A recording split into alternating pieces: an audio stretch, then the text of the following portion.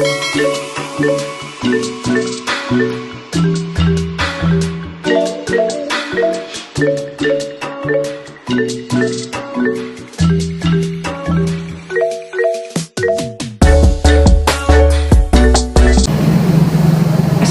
warahmatullahi wabarakatuh. Bertemu bersama saya di channel Yeti Anggraini. Kemarin kita sudah banyak bahas konten-konten terkait dengan video-video pembelajaran di laboratorium. Untuk kali ini saya mencoba untuk membuat podcast bersama Ibu Erlita, di mana Erlita ini adalah lulusan dari Prodi Kebidanan Metro ya tahun 2011. Bekerja di Prodi Kebidanan Metro kurang lebih hampir 6 tahun, dan saat ini akan meninggalkan Prodi Kebidanan Metro karena Erlita diterima di Rumah Sakit Ahmad Yani sebagai aparatur sipil negara.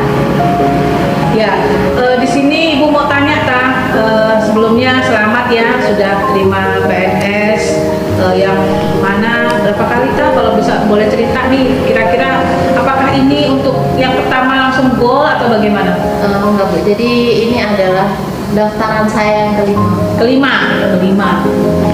Pertama dulu waktu lulus D3 pakai ijazah D3, kebetulan dulu daftar di Kabupaten Tulang Bawang karena memang kebetulan yang ada formasi D3 kebidanan itu hanya di Kabupaten Tulang Bawang, tetapi kodarulahnya belum goal. Kemudian yang kedua itu ke Pemprov Lampung, itu pakai ijazah D3. Sebenarnya saat itu sudah lulus ijazah D3 ya? Sudah lulus D4 tapi baru saja lulus dan ijazah belum keluar, sehingga daftar pakai ijazah D3 yang belum jebol juga. Yang ketiga karena sudah lulus D4, sudah punya STF, sudah PD, daftar ke Menkes. Nah karena saingannya luar biasa Bu, jadi juga enggak jebol. Kementerian ya, berarti jadi pegawai pusat ini ya? Iya, kebetulan dulu formasinya di Poltekkes Medis Jakarta 3, belum jebol juga. Yang keempat daftar di daerah karena sudah menikah, sudah punya anak, jadi pilih di Lampung. Hanya saja dulu mau daftar metro itu takut, karena di metro Bandar Lampung Pemprov itu sepertinya dulu nilainya kan wow gede-gede besar-besar, jadi saya udah minder duluan, nggak pengen daftar metro karena ya itu tadi takut nilai saya dari saya yang jauh. Nah kebetulan nggak masuk SKD karena kan yang masuk SKD itu hanya tiga kali formasi dan formasi hanya satu, jadi saya tetap ranking 4 saat kemarin 2008 itu ranking 4 dan hanya selisih 3 poin. Yang kedarullah karena mungkin rezekinya nggak di sini. Naas ya tahun lalu ya? Iya, nyesek banget gitu, cuma selisih 3 poin. Tapi di tahun ini formasi 2019 alhamdulillah memberanikan diri daftar di metro, karena di metro memang hanya ada satu-satunya di MT Pidana yang 27 formasi itu D3.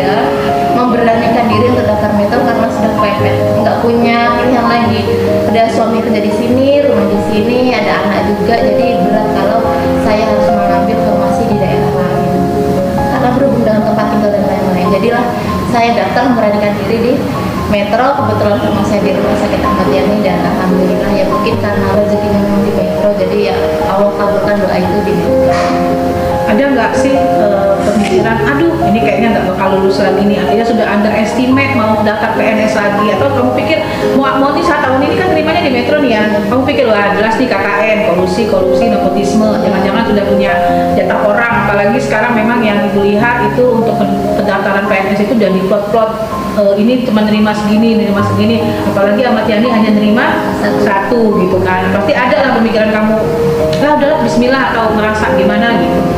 Sempat takut ya, itu tadi karena awal memang kota metro nih kayaknya mungkin peminatnya itu SDM-nya banyak diminati lah ya, diminati, SDM-nya bagus-bagus, jadi sempat minder juga.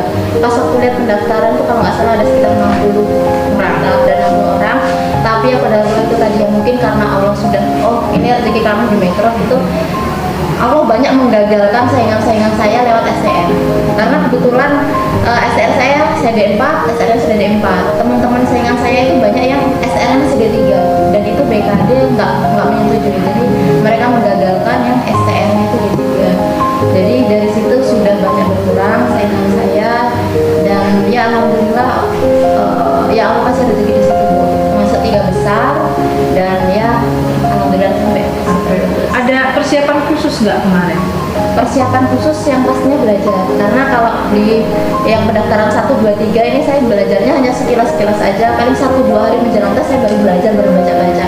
Tapi kalau yang 2018 kemarin saya mulai banyak belajar, mulai banyak latihan soal, tapi tetap aja masih kurang dari itu karena materi SKD itu cukup banyak, malah banyak sekali gitu. Dan saya rasa undang-undang itu harus hafal semua, undang-undang 1945 itu harus hafal semua segala macam, dan saya tetap kurang persiapan untuk SKD. Ya akhirnya itu tadi gagal. Dan untuk persiapan 2019 ini ya karena berkaca dari kegagalan 2018, saya belajar dari setelah gagal dari 2018 itu langsung belajar. Jadi belajarnya nggak instan, jadi tiap hari step by step, pelan-pelan ya. Walaupun hanya 1-2 soal setiap harinya, ya harus belajar, harus punya target belajar. Ya, melihat kemarin pengalaman kamu 5 kali nih ya, kira-kira untuk apa namanya soal-soal yang keluar gitu, modelnya samakah atau kalau untuk soal si Askep mungkin agak update lah ya, karena kan sekarang banyak sekali, terutama di materi kita nih, materi-materi kebidanan banyak yang baru-baru nih, hal baru gitu. Apakah relatif sama atau memang pasti beda gitu? Kira-kira persentasenya bagaimana?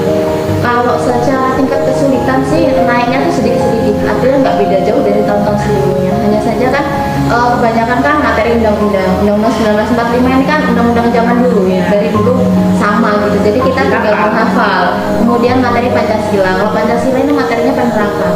Jadi misal ada kasus, kemudian oh ini masuk ke sila berapa seperti itu. Jadi kita harus memahami persila itu isinya apa, penjabarannya seperti apa, nanti metode di kasusnya keluarnya seperti apa. Jadi itu harus memahami. Kalau untuk TIU, saya rasa itu sama. TIU kan tes intelijensi umum, kayaknya banyak juga masuk ke instansi swasta juga banyak yang pakai TIU juga, jadi relatif sama. Sama ya, jadi masih bisa, yang penting harus persiapan ya. Yang penting harus persiapan. Modal nekat gitu nggak ada. Kayaknya nggak cukup itu, kecuali kalau misal mungkin yang formasinya banyak, pendaftarnya sedikit, kita modal nekat masih jebol. Ini sorry nih Kak, kalau Elita kan yakin lah ya, murni lah dalam artian tidak seperti apa isu-isu yang lagi beredar sekarang kan, bahwa ada yang pakai joki atau memang yang sudah berbayar dengan model-model apa itu kursus berapa puluh juta, itu pasti relatif keterima dan lain sebagainya. Karena memang yang Ibu lihat juga ada beberapa di daerah itu nilainya rentannya besar, makanya orang bilang ini udah pakai joki nih, udah bayar pasti dia yang keluar. Nah menyikapi itu kayak mana tuh Kak? Kalau menyikapi itu sebenarnya saya kurang mau menuduh atau seperti apa, nggak berani itu karena kita tidak mempunyai bukti. Tapi yang jelas memang sih teman-teman dan semua peserta mungkin sempat kok bisa sih nilainya sampai 495 segala macam, sampai ada yang 500, kok benar semua, alangkah dewanya itu orang kan belajarnya seperti apa. Kita aja yang kemarin betul nilai saya 371 itu rasanya kayak udah mati-matian belajar gitu, kok itu sampai 400 segala macam. Ya mungkin Belajar bener ya, belajar benar. persiapkan bener ya secara Yang kedua, yang dia pelajari kebetulan keluar semua, ya itu mungkin ya keberuntungan. Kalau untuk menyikapi yang di luar sana, ya kita kembali lagi ke rezeki. Yang namanya rezeki insya Allah nggak akan tertukar. Kita hanya berusaha untuk menjemput dengan cara terbaik. Jadi kalau Allah sudah menggariskan, kita tinggal menjemput dan memantaskan diri. Oh, pantas nggak kita dapat rezeki itu? Jadi memantaskan dirinya dengan cara belajar. gitu ya. Jadi ada trik-trik khusus nggak berarti Kak?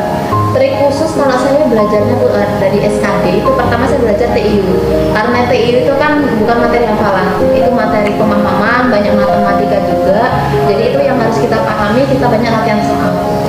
Kan kalau kita terbiasa mengerjakan soal matematika, mungkin otak kita akan lebih encer, lebih terasa, jadi lebih cepat untuk mengerjakan soal. Jadi untuk itu jauh-jauh hari saya belajar pertama TIU.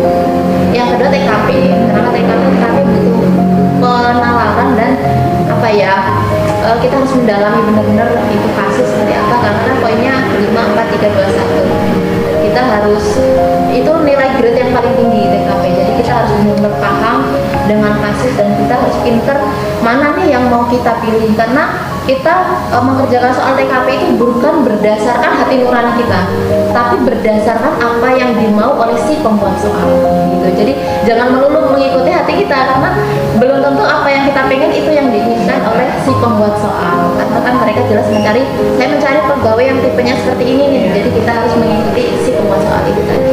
Yang ketiga saya belajar TWK itu yang terakhir, karena itu adalah materi hafalan dan saya rasa memori saya nggak bisa lama-lama untuk menghafal doa apabila apalagi undang-undang, materi Pancasila, sejarah kemerdekaan dan lain-lain sebagainya.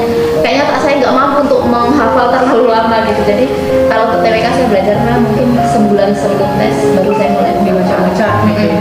Kemarin referensinya apa kira-kira kalau boleh tahu? Mungkin nanti kan banyak nih yang denger nih istilahnya bahwa tuh nggak selalu yang namanya PNS itu harus pakai duit, pakai orang dalam, pakai apa namanya orang dalam aja nggak cukup harus pakai duit gitu kan, duit aja nggak cukup harus pakai dalam itu kayaknya sudah pelan-pelan sudah mulai kita hapus lah ya, karena bagaimanapun banyak kok yang ibu dengar juga di luar sana memang murni dia lulus karena dia usaha, artinya memang pantang semangat maksudnya pantang mundur, coba gitu kan, kayak Elita aja sampai 5 kali kan, coba lagi siapa tahu rezekinya yang kelima gitu kan. Nah untuk referensi kira-kira ada nggak buku-buku yang harus dibaca nih, beli di Gramet atau bisa kursus, bisa deh nanti kalau buka kursusan ya Tah. Kalau memang mau kan bisa buka kursusan nanti dengan adik-adiknya yang mau mencoba lagi untuk tes PNS gitu kali kan. Tapi apa namanya ya dengan relatif yang harus update gitu, materinya tetap harus update gitu kan. Itu gimana kemarin? Kalau kemarin sih saya kebetulan pakai 5 buku Zen.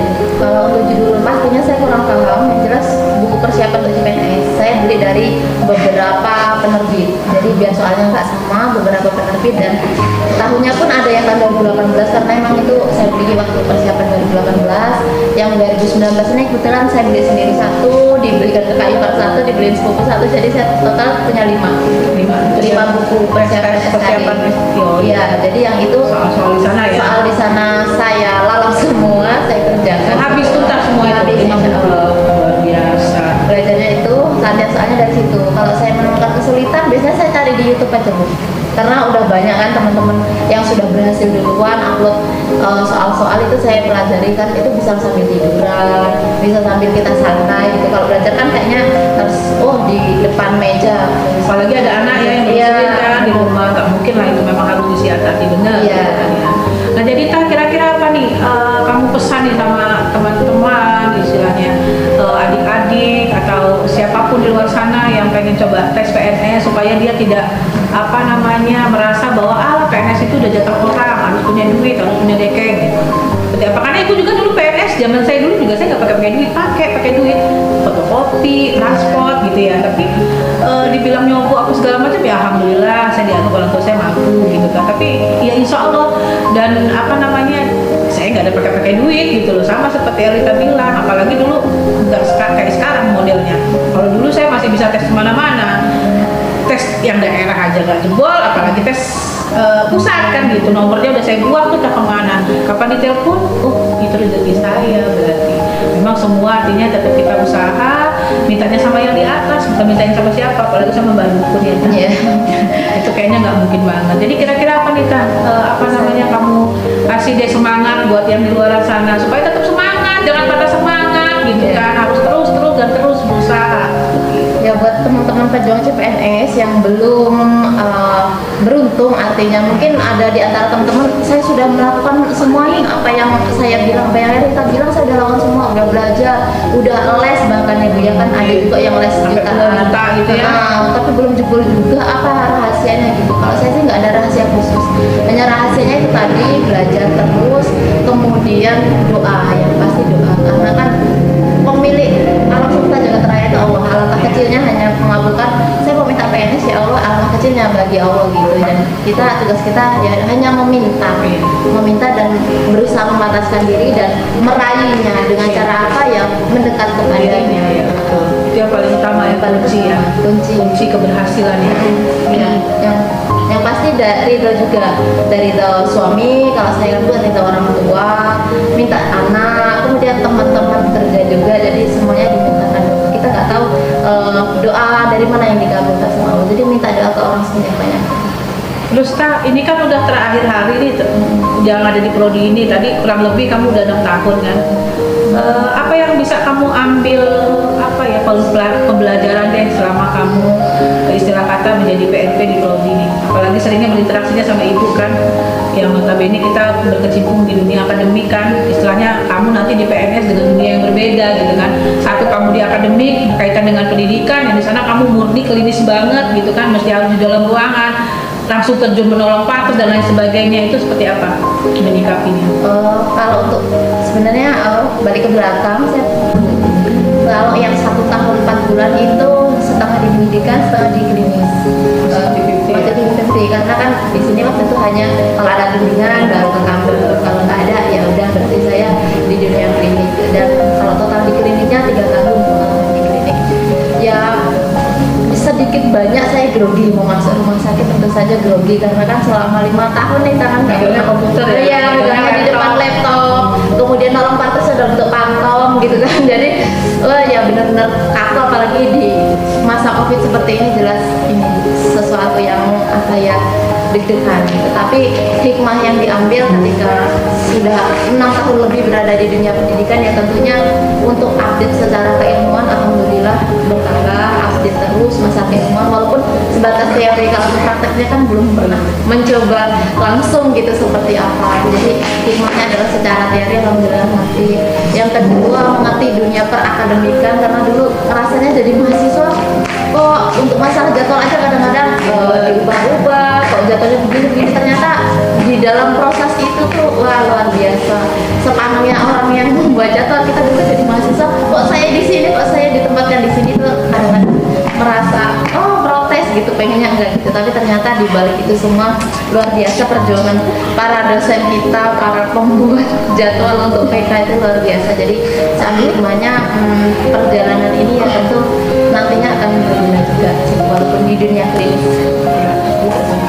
Pada prinsipnya sama sih, cuma memang mungkin titik intinya saja yang berbeda. Ya mudah-mudahan kamu betah di sana selama di prodi juga ya. Ibu selaku, apalagi kita yang sering berinteraksi di akademi, saya ucapin terima kasih banyak atas semua udah bantuan kamu ke ibu ya. Pokoknya ambil yang baik-baik, cuma sedih juga sih, ini udah pinter Elita pergi, mesti ibu harus ada generasi satu orang baru lagi gitu kan, begitu lagi terus nanti. Makanya kemarin mulanya dengan ibu bosnya begitu, udah pinter kabur lagi, udah pinter kabur lagi gitu. Tapi ya nggak apa-apa, itu namanya proses perjalanan hidup, pasti ada yang begitu gitu ya. Mudah-mudahan apa yang kita jalanin kemarin itu selalu ada faedah dan manfaatnya ya. Sekali lagi terima kasih, mohon maaf, dan semoga Elita bisa bergabung gitu kan, dan betah di lingkungan yang baru. Tapi sebenarnya kita berdekatan ya, kita bertetangga, karena rumah sakit Ahmad Yani dengan prodi itu hanya kayak pacar 5 langkah kayak gitu. Jadi kalau suatu waktu mau bermain gitu kan, suatu waktu ibu mau panggil, istilah kakak ya siap sedia gitu ya kak ya.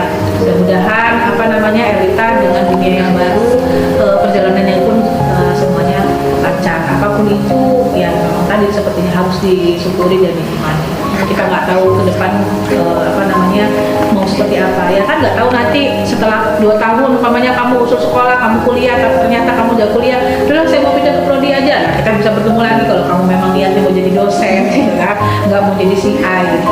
Tapi sementara kamu di rumah sakit, umpamanya adik-adiknya ada di rumah sakit ya, tolong dibimbing, tolong diarahkan gitu kan, supaya menjadi generasi yang lebih baik lagi. Kan kita pasti maunya yang di bawah kita pasti harus lebih baik kan gitu, jangan lebih buruk gitu. Apalagi sekarang yang kita tahu memang kita ini sudah tidak lagi menjadi primadona lah, dalam artian orang kadang sekarang udah memandang kita hanya sebelah mata. Nah itu PR besar buat kita sebenarnya, bagaimana supaya kita itu menjadi primadona lagi gitu kan, dan orang nggak menganggap remeh lah ibaratnya dengan profesi kita. Kadang-kadang itu sedih sih, tapi yang membuat sedih artinya ya memang kita sendiri terkadang yang membuat itu seperti itu gitu ya.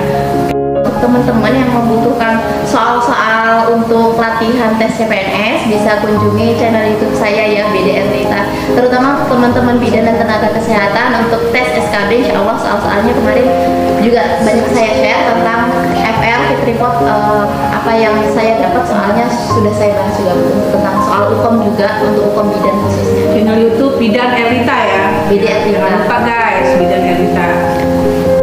Oke. Cukup ya Ta, terima kasih atas wawancaranya. Salam buat keluarga. Assalamualaikum warahmatullahi wabarakatuh. Saya Nora, sampai jumpa lagi. Dadah.